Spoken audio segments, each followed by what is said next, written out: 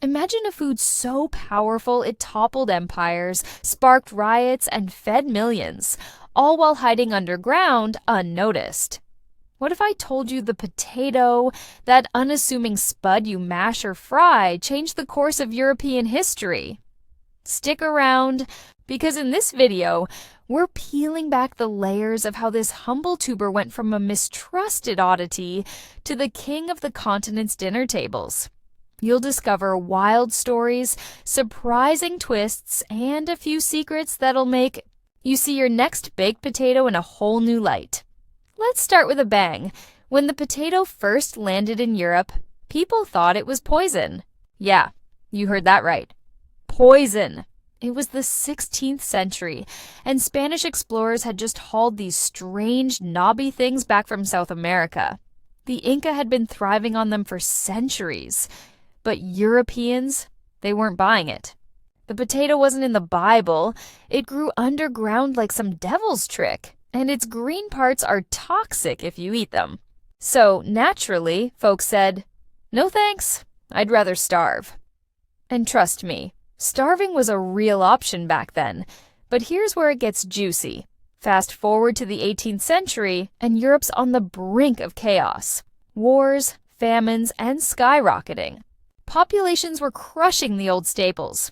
Wheat, rye, barley. Bread was gold, but fields kept failing.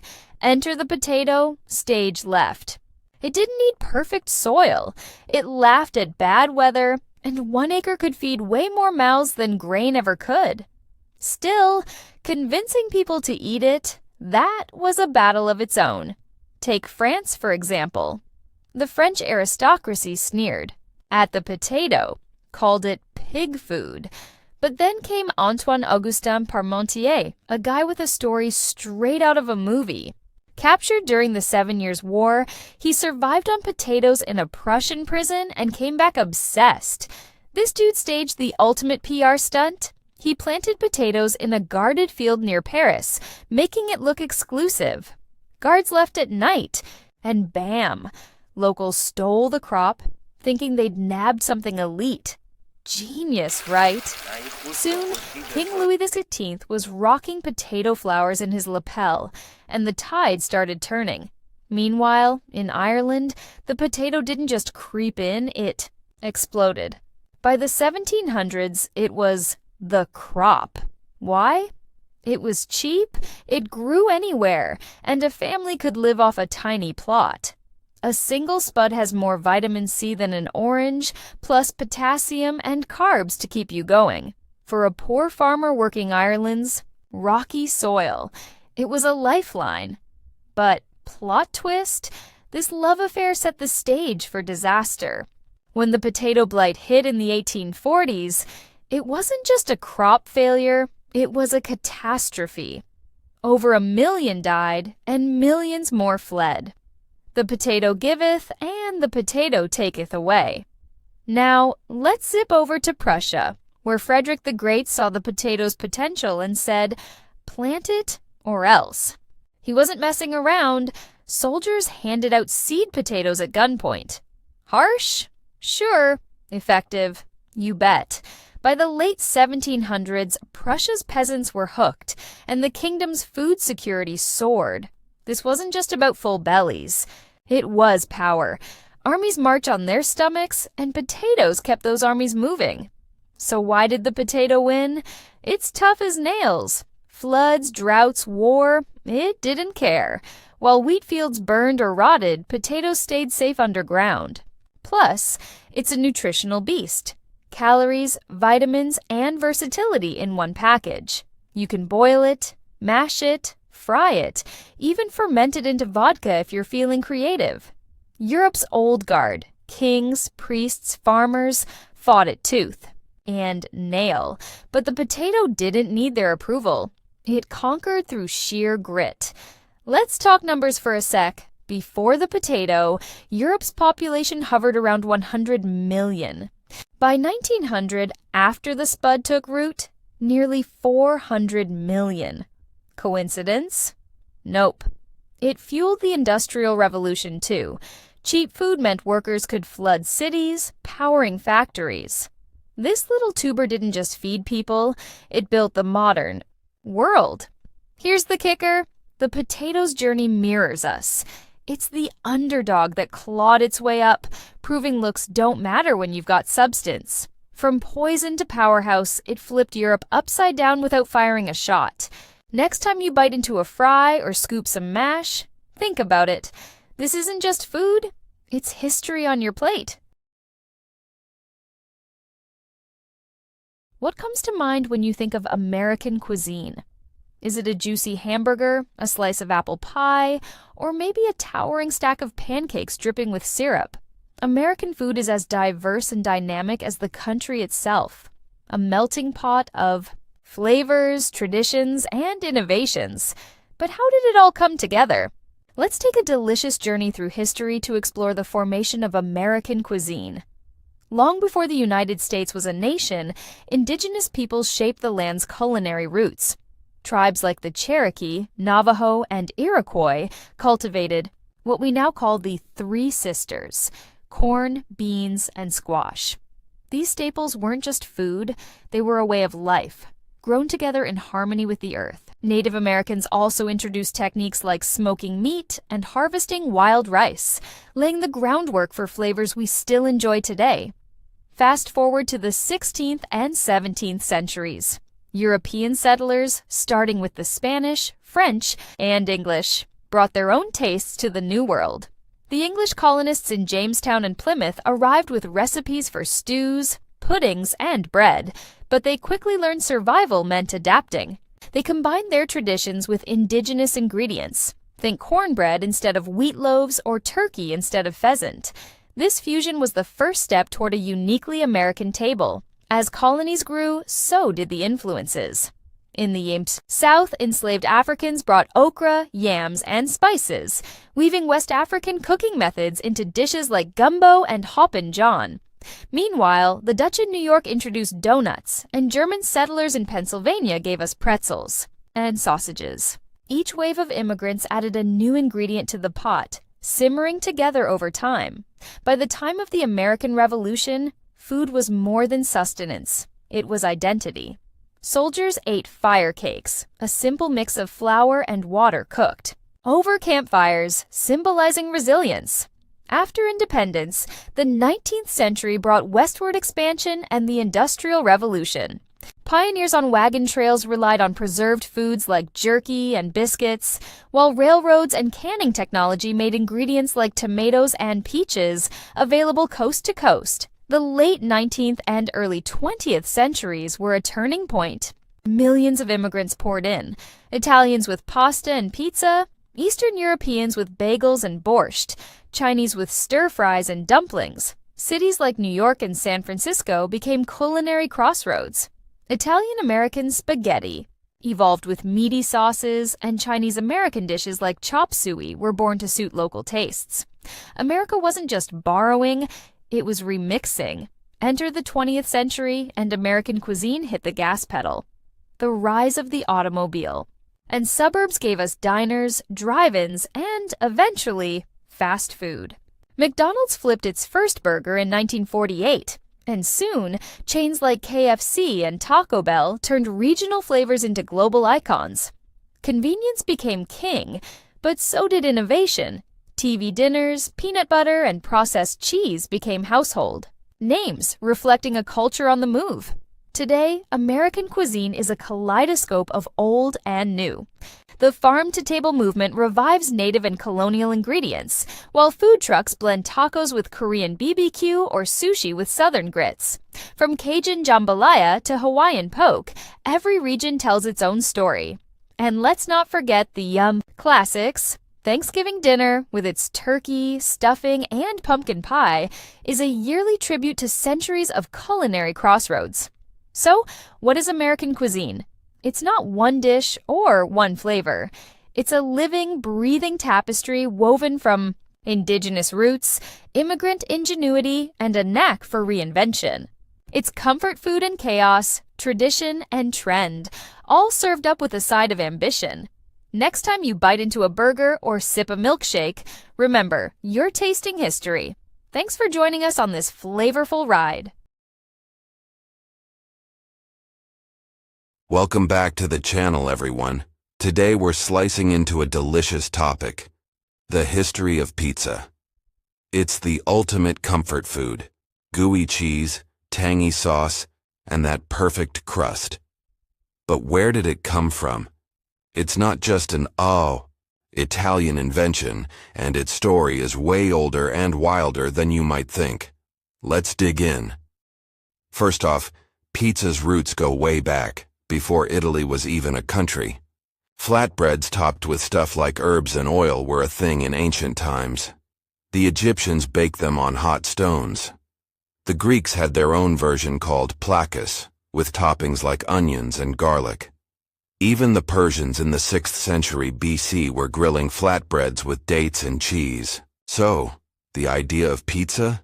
It's as old as bread itself. But the pizza we know, tomato sauce and all, starts in Naples, Italy. By the 1700s, Naples was a bustling port city, full of workers who needed cheap, fast food. Street vendors sold flatbreads, called pizza, a word that might come from the Latin pincere, meaning to press. These were simple: dough, olive oil, maybe some garlic or herbs. No fancy toppings yet, because tomatoes, key to modern pizza, weren't even in Europe until later. Speaking of tomatoes, they're the game changer. Native to the Americas, tomatoes arrived in Europe after Columbus in 1492. At first, Europeans thought they were poisonous, bright red fruit, suspicious. But by the 16th century, Italians started eating them. In Naples, poor folks began smearing tomato sauce on their flatbreads. Add some basil, maybe a sprinkle of cheese, and boom, the pizza prototype was born. Then comes the big moment, the margherita pizza. In 1889, Queen Margherita of Italy visited Naples. A local chef, Raffaele Esposito, wanted to impress her. He made 3 pizzas, but the winner was simple: tomato sauce for red, mozzarella for white, and basil for green, the colors of Italy's flag. The Queen loved it, so he named it after her. That's the story anyway. Some say it's a bit of a legend, but it stuck. Pizza Margherita put Naples on the map as pizza's capital. From there, pizza stayed a local thing for a while. Mostly a working-class dish, but it was about to go global thanks to Italian immigrants. In the late 19th and early 20th centuries, millions left Italy for the Americas, especially the U.S. They brought pizza with them. By 1905, the first U.S. pizzeria, Lombardi's, opened in New York City. Run by Gennaro Lombardi, it served Neapolitan-style pies to Italian communities. Word spread, and soon, everyone wanted a slice. World War II was the real turning point. American soldiers stationed in Italy fell in love with pizza. When they came home, they craved it. By the 1950s, pizza joints were popping up across the U.S. Then came the chains: Pizza Hut in 1958, Domino's in 1960. They tweaked the recipe: thicker crusts, more toppings, to suit American tastes. Pizza wasn't just Italian anymore, it was a worldwide obsession. Today, pizza's everywhere. Italy still does it classic: thin crust, fresh ingredients. The U.S. has deep dish Chicago style and New York's giant foldable slices. Japan tops it with squid. Brazil loves chocolate pizza for dessert. The UN says over 5 billion pizzas are eaten globally each year. That's wild for a dish that started as peasant food. So what's pizza's secret? It's simple, adaptable, and downright delicious. From ancient flatbreads to Naples' streets to your doorstep, it's a story of culture, migration, and a little culinary magic. Next time you grab a slice, you're biting into thousands of years of history. Pretty cool, right? Imagine sitting at a table where the king's feast includes a whole roasted peacock, feathers and all. While today, you're scrolling Uber Eats for a double cheeseburger with extra fries. How did we go from golden goblets of spiced wine to sipping soda from a can? Stick around, because we're diving into the wild world of medieval royal dining and pitting it against what we eat today. Trust me, you'll never look at your plate the same way again. Welcome back, food fanatics. Today's menu is a clash of eras. The lavish feasts of medieval kings versus the convenience-packed meals of the 21st century. Were the royals really eating better than us, or were their banquets just a fancy facade? We'll break it down, taste, prep, nutrition, and some jaw-dropping surprises along the way. Let's dig in. First up, picture this. It's 1350, and you're King Edward III of England. Your table's groaning under the weight of food, literally. A single feast could feature 20 courses, from swan stuffed with herbs to a boar's head decked out like a centerpiece. These weren't just meals, they were power moves. The more exotic the dish, the more you flexed your wealth. Peacock anyone? They'd roast it, then stitch the feathers back on just to show off. Taste? Secondary. It was all about the spectacle. Now, the flavors? Heavy on the spice. Think cinnamon, cloves, and saffron drowning everything. Why? Spices were worth more than gold, so piling them on was like eating money. Your average medieval king wasn't munching on bland porridge. He was chowing down on venison drowned in a sauce so thick you'd need a shovel. But here's the kicker. No forks. They used knives, spoons, and their hands. Imagine tearing into a greasy pheasant leg while your velvet robe gets a new stain. Classy, right? Oh, and the drinks. Mead, fermented honey wine, and spiced ale flowed like rivers. Wine was a staple too, often mulled with fruit and herbs. But don't romanticize it too much. Sanitation was a nightmare. That goblet of wine, probably shared with half the court, germs included. And the food? Cooked over open fires with no refrigeration. One wrong bite, and even a king could be hugging the privy for days. So, if you're loving this royal food dive so far, smash that like button right now. It helps us keep bringing you these tasty history lessons. But how does this stack up to today? We've traded castles for condos and banquet halls for drive-thrus. Let's jump to the present and see if we're really eating better. Or just faster. Fast forward to 2025. You're hungry, and in 15 minutes, you've got a pizza at your door or a poke bowl from that trendy spot downtown.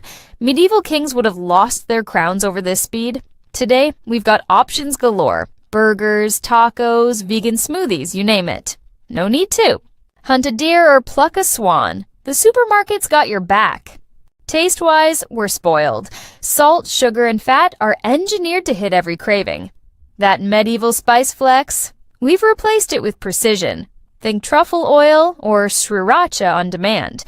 And tools? Forget the dagger and spoon combo. We've got air fryers, blenders, and microwaves. Prep time's slashed and cleanup's a breeze. Nutrition's where it gets wild. Kings ate big, but their diets were a mess. Tons of meat, bread, and not much else. Scurvy wasn't uncommon, even for the elite. Today we've got kale salads and protein shakes, but also a fast food epidemic. Obesity's our dragon to slay, while they battled famine. And sanitation? We're washing hands and shrink wrapping. Everything. Medieval cooks would have called it witchcraft, but let's be real, convenience comes at a cost. Ultra-processed snacks and soda might be quick, but they're not exactly royal fuel. Kings didn't have to worry about trans fats or high-fructose corn syrup. Lucky them. So, who's winning this food fight so far? Hang tight. We're not done yet. Oh, and if you're hooked on this tasty showdown, hit that subscribe button and ring the bell. We've got more epic comparisons coming your way. Time for the ultimate throwdown, medieval kings versus us. Let's break it into rounds. Round 1. Variety. Kings had game meats and exotic birds, but their veggie game was weak. Think onions and cabbage if they bothered. We've got the world on our plate. Mangoes in winter, sushi on Tuesday. Point. Modern era. Round 2. Taste. Medieval food was bold but sloppy. Spices masked sketchy meat, and texture was a gamble. Today we've got flavor science. Crispy fries, creamy gelato. Point. Us again. Round 3. Health. Kings ate like, well, kings. But no vitamins meant rickets or worse. We've got nutrition labels, but also junk food traps. Call it a tie. Different problems, same stakes. Round 4. Vibes. A royal feast was a party, minstrels, jesters, the works. Modern dining, cozy Netflix nights, or Instagram flexing at brunch. Kings take this one for sheer drama. So, the scores? Tight. But here's the twist. Medieval kings ate to impress, while we eat to live, or sometimes just to TikTok it.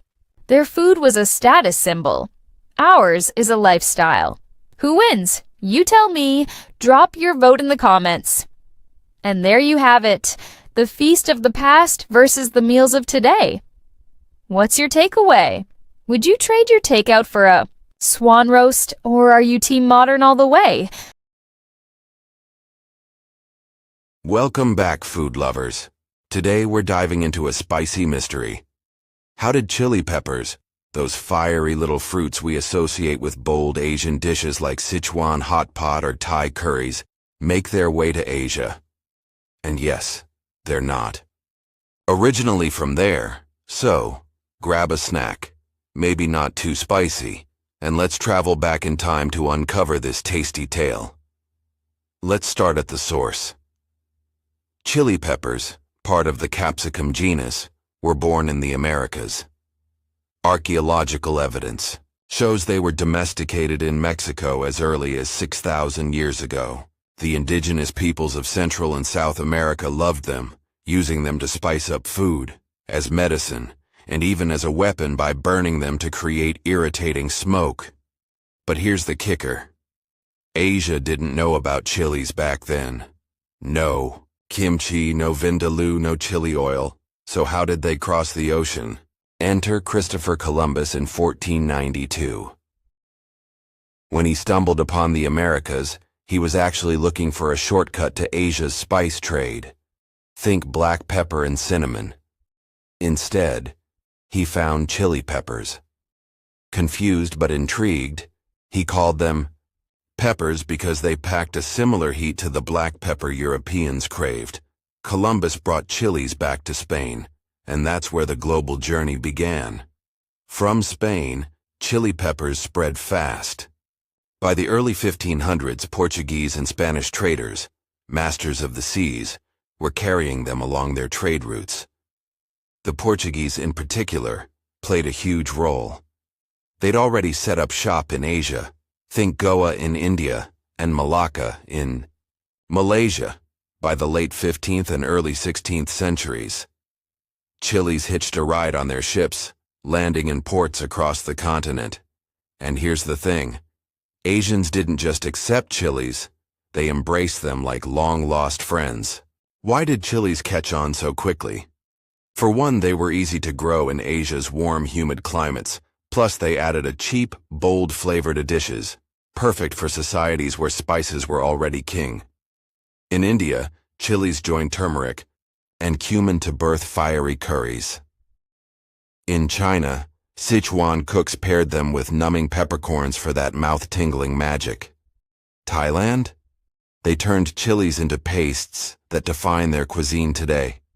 Within a century, chilies felt like they'd always been there. But it wasn't just the Portuguese. The Spanish, ruling the Philippines by the 1560s, brought chilies across the Pacific via the Manila Galleon trade route, connecting Mexico to Asia. From there, they spread to China, Japan, and beyond. Some historians even suggest Ottoman traders and Silk Road merchants helped carry chilies overland from India to Central Asia. By the 1600s, chilies were everywhere, except, ironically, where Columbus first wanted to go for spices. So, let's recap this spicy saga. Chili peppers started in the Americas, hit Europe thanks to Columbus, then sailed to Asia with Portuguese and Spanish traders. From there, local cuisines made them stars. It's a wild example of how exploration, and a little confusion, reshaped food forever. Today, Asia grows over 70% of the world's chilies, with India as the top producer. Not bad for a plant that didn't even know Asia 500 years ago. What do you think? Did chilies change Asia, or did Asia change chilies? Drop your thoughts in the comments, and let me know what food history mystery you want me to tackle next. If you enjoyed this, hit that like button, subscribe, and ring the bell for more tasty stories. Imagine this. A dish born on the fringes of ancient Japan, once a quirky way to preserve fish, is now a global sensation. From Paris to New York, sushi's taken over our plates and our hearts. How did raw fish and rice go from a local secret to a worldwide obsession? Stick around because I'm diving deep into this delicious story, and trust me, you'll never look at your sushi roll the same way again. Sushi's journey starts over 1,000 years ago in Southeast Asia. It wasn't about fancy rolls or soy sauce. It was survival. People fermented fish with rice to keep it edible for months. Gross? Maybe. Genius? Absolutely. By the 8th century, this trick hit Japan, and they called it narazushi. Fast forward to the 1600s, and Japan's Edo period gave us a game changer: vinegar. Mix that with fresh rice, and boom. Sushi started looking more like what we know today. But here's the kicker. Sushi stayed Japan's little secret for centuries. It was street food, sold by vendors in bustling Edo, now Tokyo. Think of it like the hot dog carts of the 1800s, but with fish instead of sausages. So how did it leap across oceans to your local strip mall? Let's break it down. First stop, America.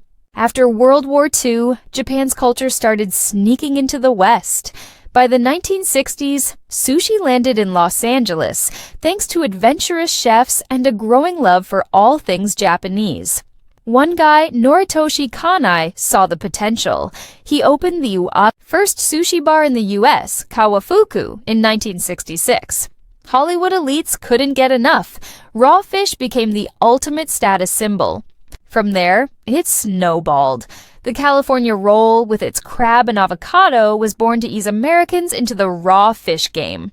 Genius move, right? Hey, if you're loving this sushi saga so far, smash that like button. It helps me keep bringing you tasty stories like this one. Meanwhile, Europe was slower to bite.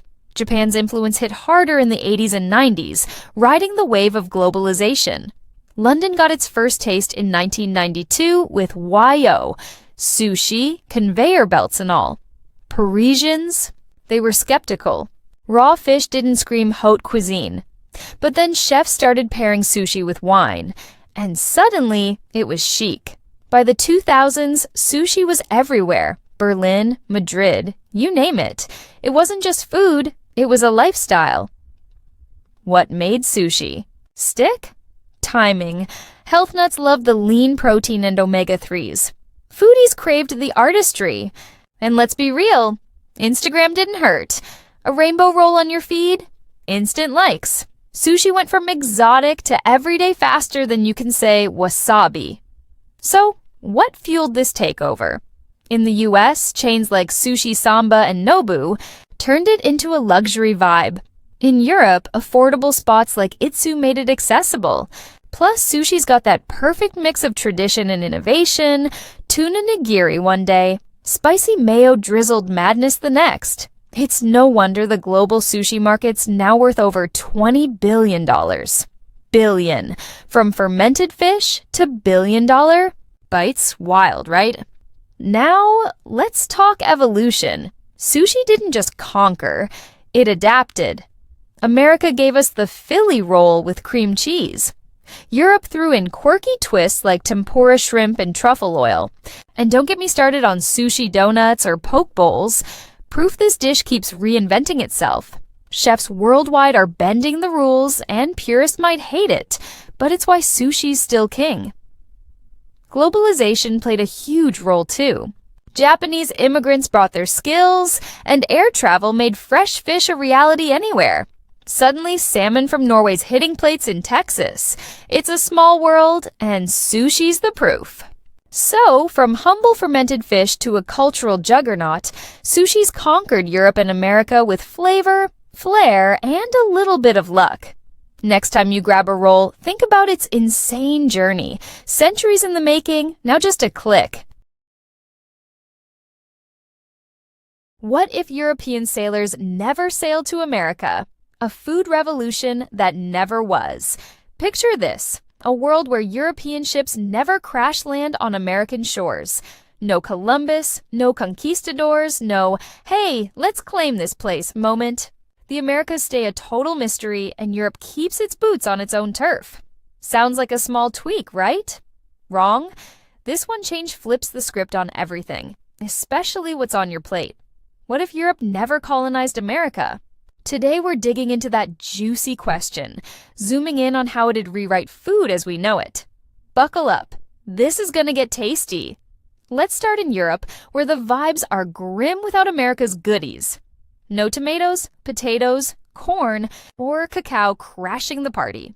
These aren't just ingredients, they're the MVPs of kitchens from Rome to Dublin.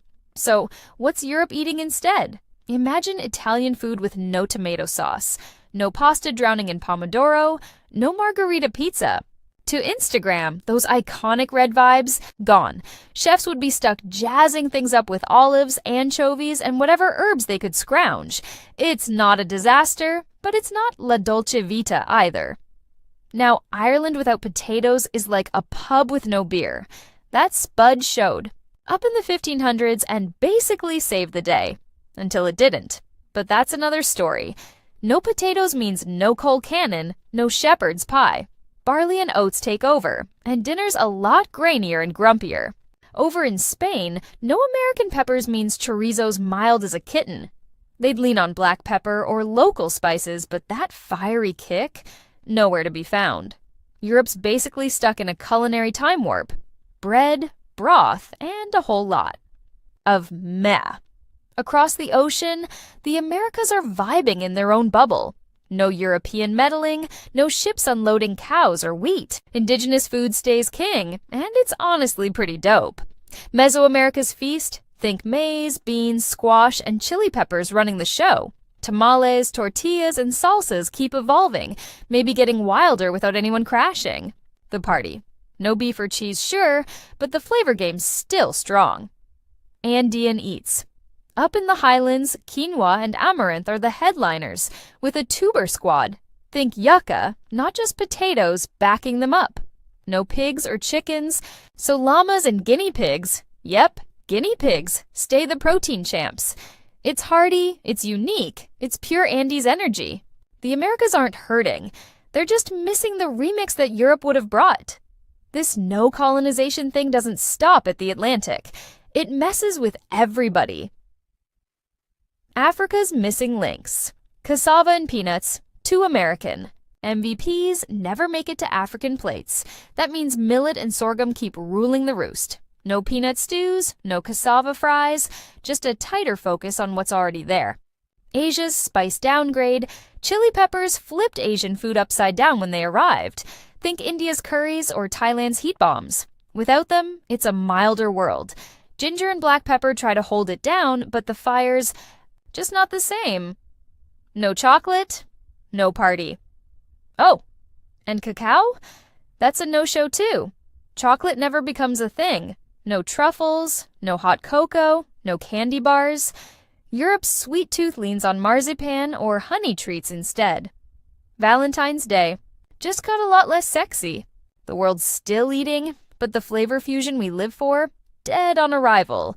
It's not just about food. Agriculture and money take a hit too. Crop lockdown. The Columbian Exchange was like a global farmer's market. Crops flying everywhere. Without it, everyone's stuck with their homegrown stash. Less variety, fewer nutrients, and a lot more same old on the menu.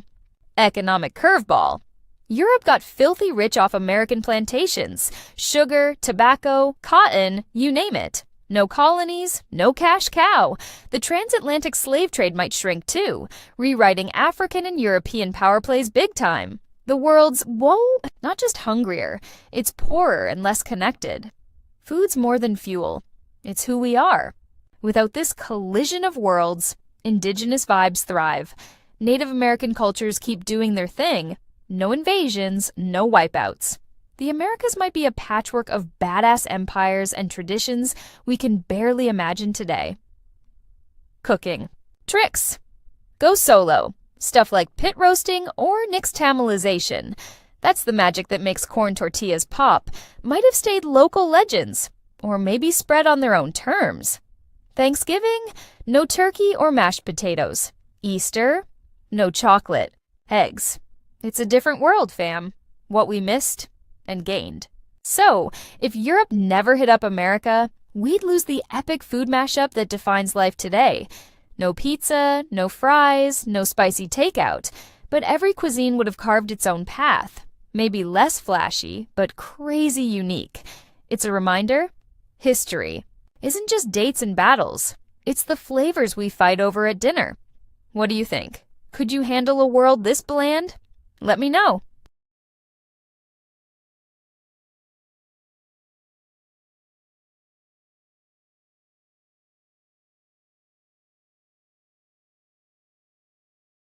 Hey, spice lovers and food fanatics!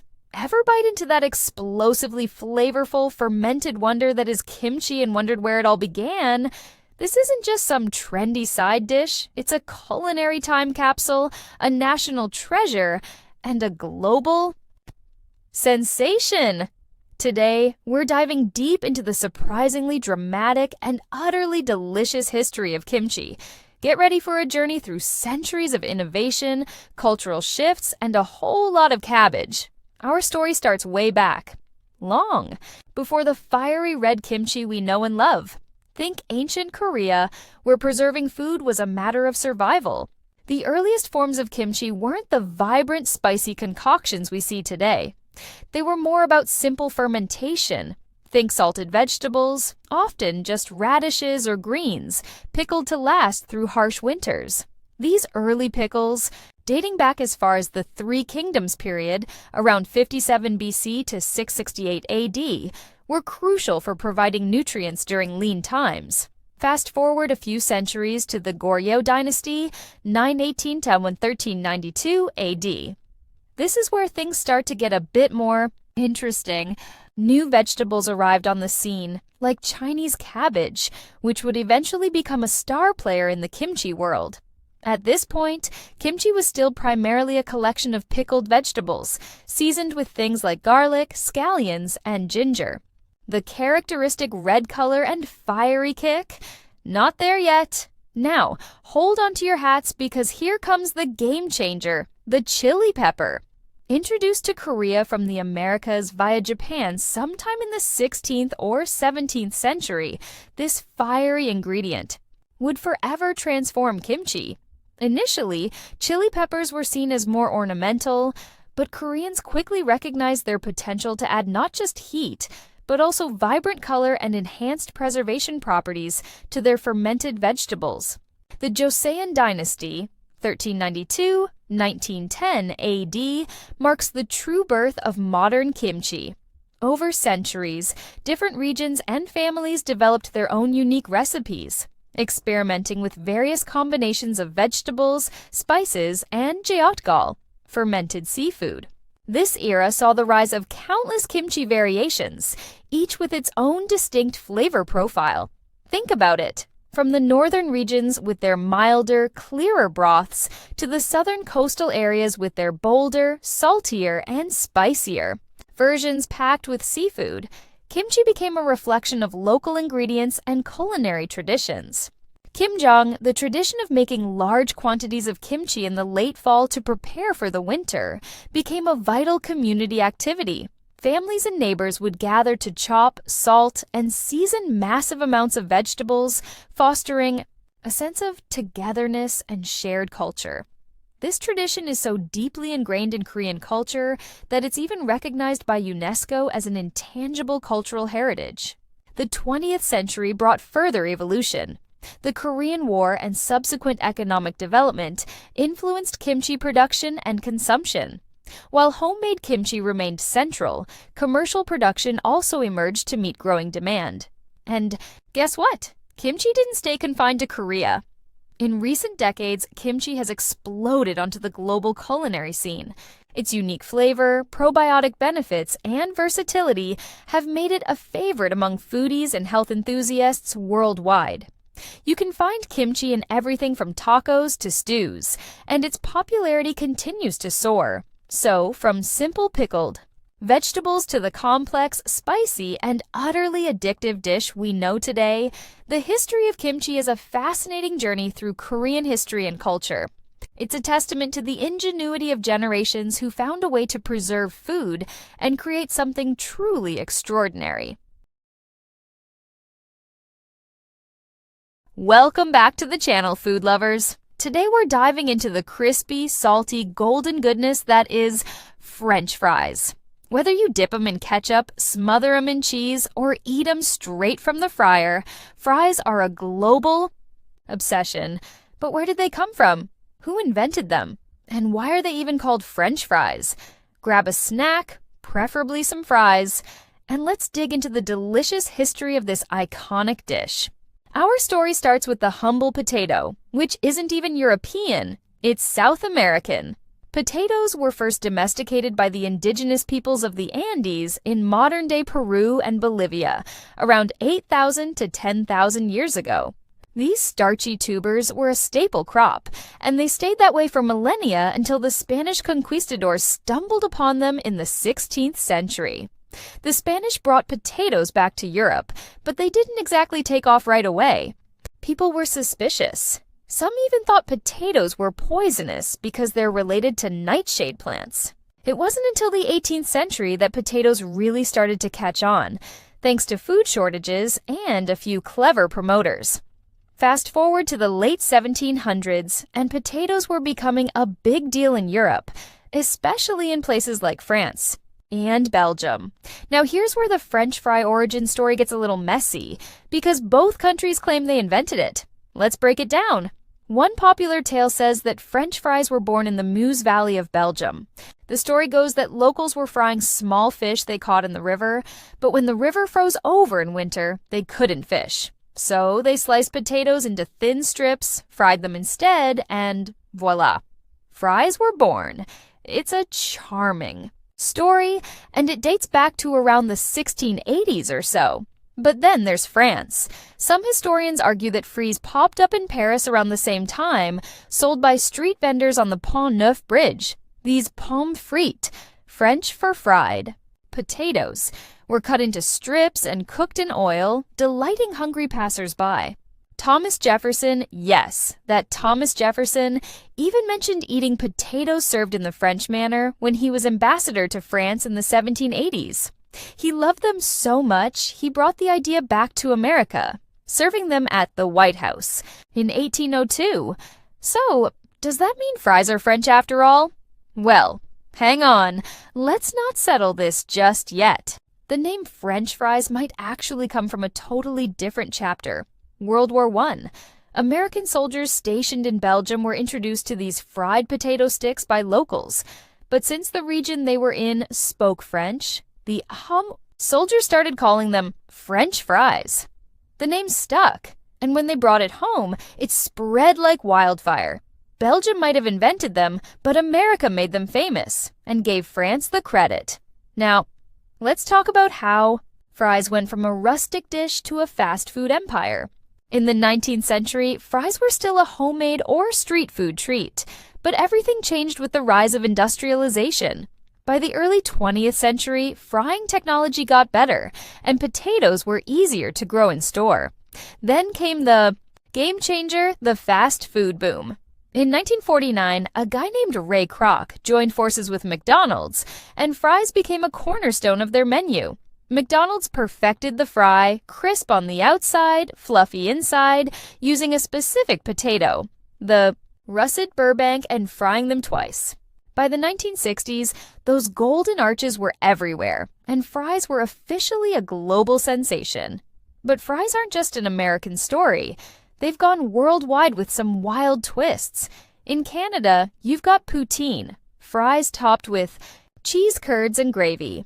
In the UK, they're chips, served thick and chunky with fish or mushy peas. Belgium still fries them in beef tallow for extra flavor, while Japan's got fries with seaweed seasoning. There's even sweet potato, fries, truffle fries, and curly fries, proof that this simple dish can adapt to any culture. Today, fries are a multi-billion-dollar industry. In the US alone, people eat about 30 pounds of fries per person every year. That's a lot of spuds. McDonald's churns out over 9 million pounds of fries every single day. And get this, the world's longest fry ever recorded was over 34 inches long. Whether you're a fry purist or a topping fanatic, there's no denying their universal appeal. So, who really invented French fries? Was it Belgium with their fish fry substitute? France with their street food flair? Or America for making them a household name? Honestly, maybe it doesn't matter. What matters is that fries are here, they're delicious, and they're not going anywhere. What's your favorite way to eat? Fries? Let me know in the comments, and if you enjoyed this tasty history lesson, give us a like, subscribe, and hit that bell for more food adventures.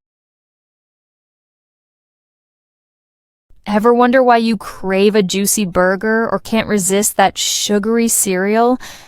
What if I told you it's not just your taste buds calling the shots? It's decades of clever marketing rewiring your brain. Stick around, because by the end of this video, you'll see how food companies have been pulling the strings on what you eat, and I'll reveal the sneaky tricks they use to keep you hooked. Let's dive in. Picture this. It's the 1950s, and TV screens are lighting up homes across the world. Suddenly, food isn't just fuel, it's a story.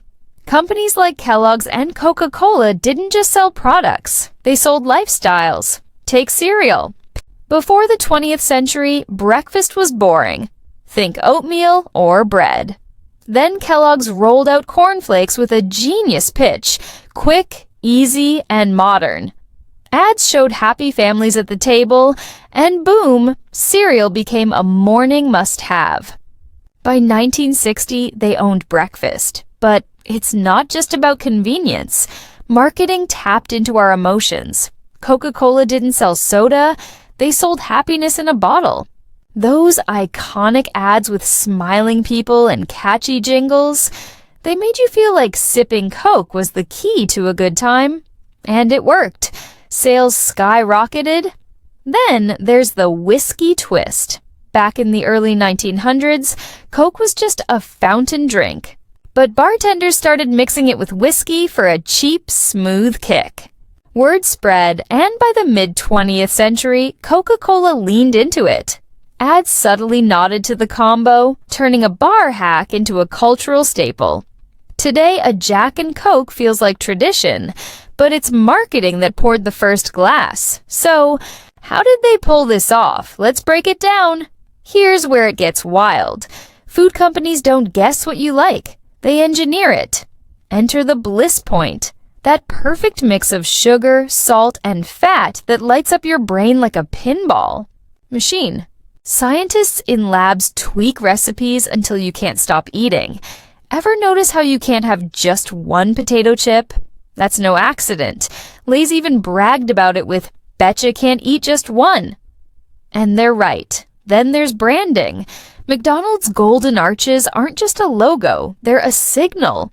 Kids see Ronald McDonald and Happy Meals, and suddenly fast food equals fun. By the time you're an adult, that connection's baked in. Studies show kids exposed to food ads prefer branded stuff over unbranded, even if it tastes the same. Marketing doesn't just sell food, it shapes your memories. Oh, and colors? They're weapons too. Red and yellow, like Burger King or Wendy's, grab your attention and scream, "Eat here!" Mom, it's primal, it's fast, and it works every time. Now let's fast forward. The 80s and 90s flipped the script. Health food got sexy, but not because we all turned into fitness gurus. Marketing made it happen. Suddenly, yogurt wasn't just dairy. It was a ticket to a slim waistline.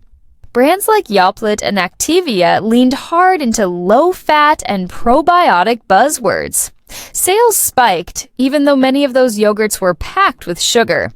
Meanwhile, junk food fought back. Pizza. Hut stuffed crusts, Taco Bell's late-night menus, excess became the vibe. They didn't just sell food, they sold rebellion. And when social media hit, game over. Influencers chugging energy drinks or unboxing fast food hauls made it cool to indulge. Suddenly, your food choices weren't about hunger. They were about who you wanted to be. Wild, right? But there's a catch. This marketing magic has a dark edge. Obesity rates skyrocketing, diabetes through the roof. The average American eats 20 teaspoons of added sugar a day, way over the limit, and a lot of it's from stuff we've been sold as normal. Breakfast cereals, sodas, even healthy granola bars, they're loaded. And it's not just adults. Kids see thousands of food ads a year, most for junk. Sweden and Norway banned kid-targeted ads decades ago, and their obesity rates are lower. Coincidence? Nope. Meanwhile, companies here keep pushing. Ever see a cartoon character on a kale bag? Didn't think so. Marketing's steering us toward the bad stuff, and we're paying the price. So what now? You're not powerless. First, know the tricks. That all-natural label, it's meaningless. Check the ingredients instead. Second, question the hype. Do you really need that limited edition Oreo flavor? Probably not. Third, lean into real food. Stuff without a mascot or a jingle. It's not sexy, but it's you. Calling the shots, not some ad exec. Here's the kicker. Companies only win if we buy in. Skip the hype and the power flips. Next time you're craving something, ask yourself, is this me or is this marketing? You might be surprised. Grab a bun, slather on some condiments, and bite into one of the world's most iconic foods, the hot dog. But have you ever stopped mid-bite and wondered, where did this delicious mystery meat masterpiece actually come from? Today, we're peeling back the bun to discover the real story behind the hot dog. Spoiler alert, it's weirder, wilder, and way more fascinating than you think. First things first, what even is a hot dog? It's a sausage, sure, meat mashed up, spiced, stuffed into a casing, and cooked to perfection. But how did it become the handheld hero we know today? To find out, we're traveling back in time, way back to medieval Europe. Our tale begins in Germany, where sausages were the MVPs of medieval meals. Around the 1200s, butchers were grinding up pork and beef, seasoning it with salt and spices, and creating sausage magic. Two cities claim early hot dog fame: Frankfurt with its slender Frankfurter, and Vienna, Wien in German, with its Wiener. Yep, those names sound familiar for a reason. These sausages were the OGs of the hot dog family. Now, fast forward to the 1800s. German immigrants crossed the ocean to America, bringing their sausage secrets with them. One guy, Charles Feltman, stepped off the boat in New York with a vision. In 1867, he hit Coney Island and thought, hey, beachgoers need a quick bite. He tucked his Frankfurters into soft buns, rigged up a cart with a stove, and boom, the hot dog on a bun was born. Genius. Feltman's hot dogs, called Coney Island Red Hots, were a smash hit. He went from selling a few to thousands in no time, but the plot thickens. Enter Nathan Handwerker, a Polish immigrant who worked for Feltman. In 1916, Nathan broke away, opened Nathan's Famous, and dropped the price to just 5 cents. Feltman's premium hot dogs didn't stand a chance.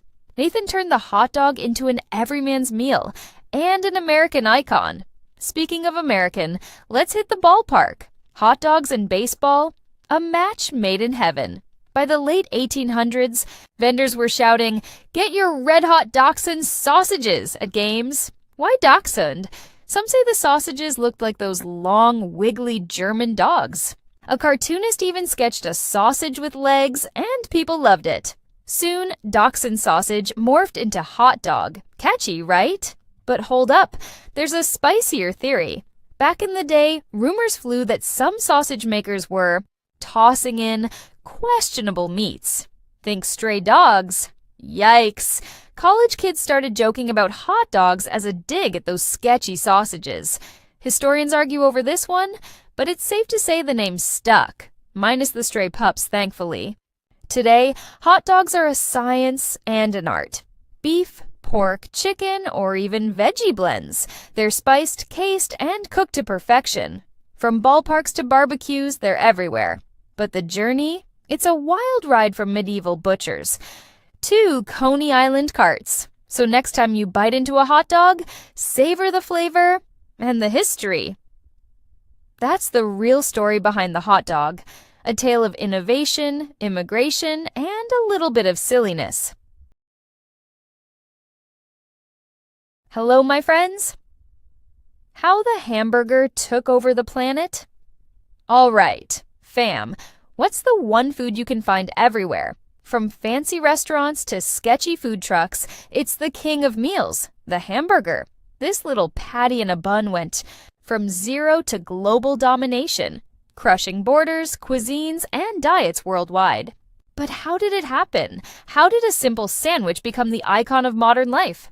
Buckle up, because we're diving into the wild, messy, beefy story of how the hamburger conquered the world. Let's go! So, where'd this legend even start? Picture this: 19th century Germany. Immigrants from Hamburg were eating something called Hamburg steak. Just ground beef with some spices, no bun, nothing fancy. They bring it to America. Ports like New York, Chicago, and it's a hit with workers. Cheap, filling, perfect for a quick bite. But it's still not a burger. We're getting there. Now, here's where it gets juicy. Sometime in the late 1800s, early 1900s, America says, let's level this up. Who's the genius behind the bun? No one's 100% sure. Some say it's Louis Lasson in 1900. Dude runs a lunch wagon in Connecticut, slaps a patty between bread for a guy in a rush. Boom! Portable magic. Others point to Charlie Negreen in Wisconsin, smashing patties into buns at a fair in 1885, or the Menches brothers in Ohio doing the same in 1892. Point is, someone figured out this combo was gold, and it stuck. Fast. Forward to the 20th century. America's booming, cities are popping, and people need food fast. Hamburgers start showing up everywhere. Vendors, diners, you name it. Then, in 1921, White Castle drops a game changer in Kansas. Tiny burgers, 5 cents each, cooked quick and consistent. They called them sliders, and people lost their minds.